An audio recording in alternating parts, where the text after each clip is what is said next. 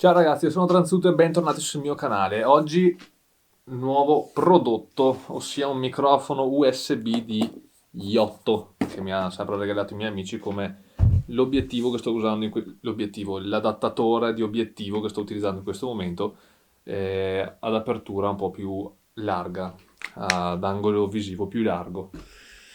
Io ringrazio come al solito i miei amici che me l'hanno preso per il compleanno.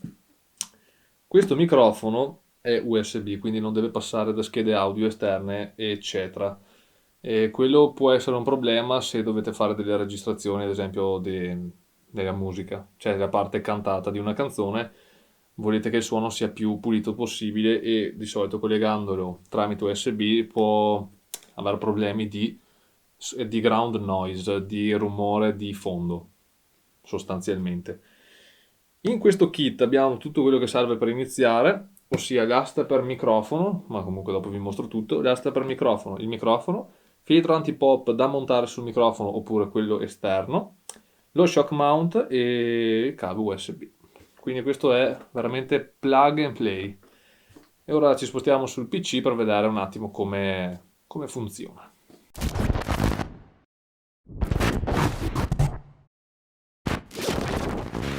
Ok, eccoci qui ragazzi, allora con il microfono appena montato, l'unica difficoltà che ho avuto è stato dove posizionarlo in questa mini scrivania, facendoci stare sempre computer, PlayStation, eccetera. E questa lente mi sta veramente gasando un botto, anche se vedo adesso dello sbiadito nella parte esterna. Tac e tac. Comunque, questo è il microfono in sé, non ve lo faccio vedere nel dettaglio, vi lascio come al solito il link in descrizione per il prodotto. E adesso lo proviamo con Audacity e filtro antipop esterno, poi lo proviamo con il suo antipop, quello da montare direttamente sul microfono. E una cosa positiva che ho notato rispetto ad esempio il Neewer da 30 euro, questo costa circa quasi 60, ho notato che il piedino che tiene tutto praticamente attaccato alla scrivania non è di plastica ma è di metallo e questo lo rende veramente molto più stabile. Adesso come vedete se io lo giro mi resta tutto al suo posto. È direzionale, quindi da parte dove ha scritto Iotto, sia la marca, dobbiamo parlare. Se ci parliamo dietro si sentirà un quarto, almeno questo è quello che è dichiarato dalla casa. Ora andiamo ad accendere Audacity, che in realtà devo ancora scaricarmi, quindi ora lo scarico e lo proviamo. L'audio che sentite in questo momento viene dal mio Rode Video Micro, che è sopra il mio 700D. E adesso facciamo un piccolo test, vi metterò sotto qualche immagine, così da confrontare questo microfono magari con il Rode. Quindi passiamo ad Audacity. Ok, quindi questo è l'audio che arriva dal mio Iotto senza filtro antipop applicato su di esso, ma con quello esterno, con il piatto esterno. Ho collegato tramite USB mouse, tastiera entrambi RGB, quindi con sicuramente più consumo di corrente. E questo è l'audio senza filtri applicati. Ora starò in silenzio per qualche secondo così da farvi sentire il rumore di fondo.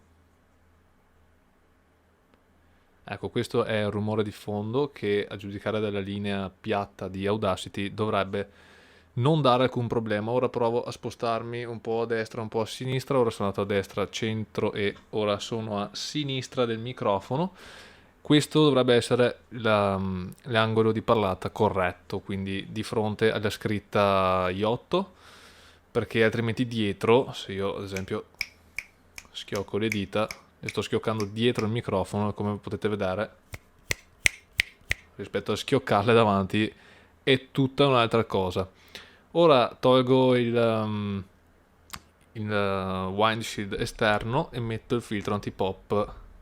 Ecco, quindi questo ora è il volume con il filtro antipop applicato direttamente sul microfono senza quello esterno davanti. Sto parlando ad una distanza di circa 15 cm dal microfono, se io mi allontano, adesso sono a 40 cm dal microfono, questo è il livello audio, comunque arriva a meno 16, meno 12 in realtà adesso sono a meno 18 decibel, stando a 35-40 cm dal microfono. Se io mi avvicino a 5-6 cm sono a meno 12 tranquillo e non sto assolutamente sforzando il mio livello di voce. Quindi ora me lo riascolto in Adobe Premiere e poi faremo delle conclusioni insieme. Bene ragazzi, ho appena riascoltato qui al volo quello che ho registrato, vi ho fatto sentire anche a voi da questo microfono e che dire, sono veramente sbalordito perché essendo un microfono USB pensavo ci fosse veramente molto più rumore di fondo.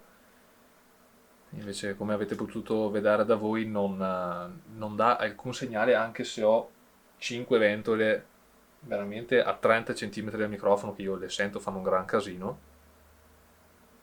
Forse le sentite anche voi adesso. Sono veramente soddisfatto perché per quello che costa, secondo me, è una perfetta alternativa a Tonor, a Neewer, a qualsiasi altra marca. E appunto vi arriva con il kit completo, quindi lo potete attaccare dove volete. Ha sia il filtro antipop che preferisco come qualità del suono, perché con questo non era un po' troppo sporco. Con questo su invece secondo me corregge quei piccoli errori, quel piccolo rumoretto di fondo, con questo riesce a proteggerlo meglio e a dare un suono molto più definito. Non c'è nient'altro da dire, è sicuramente un ottimo microfono per chi vuole iniziare a fare anche live, a fare video su YouTube, magari tutorial, piuttosto di registrarsi con microfoni del cazzo a caso. Usa questo, magari tanti vedo che usano, andava più 7-8 anni fa a usare il microfono incorporato nel loro portatile, tipo per registrare la voce, ed è una cosa orribile. Con poco meno di 60 euro ve la cavate e fate, secondo me, un gran passo di qualità se i video che volete portare sono appunto statici, seduti alla scrivania facendo cose. Questo è ottimo, il cavo è lungo a occhio 2 metri, 1,80 m, 2 metri, quindi anche lì potete attaccarvelo veramente dove volete, senza per forza averlo attaccato al computer, cioè vicino al computer. Detto questo, io vi saluto e vi ringrazio e ringrazio soprattutto i miei amici che mi hanno dato la possibilità di utilizzare questo microfono, che me l'hanno regalato, quindi grazie ragazzi. Noi ci vediamo domani con un nuovo video, iscrivetevi al canale e seguitemi su Transuto come al solito, ormai lo sapete, e ci vediamo domani.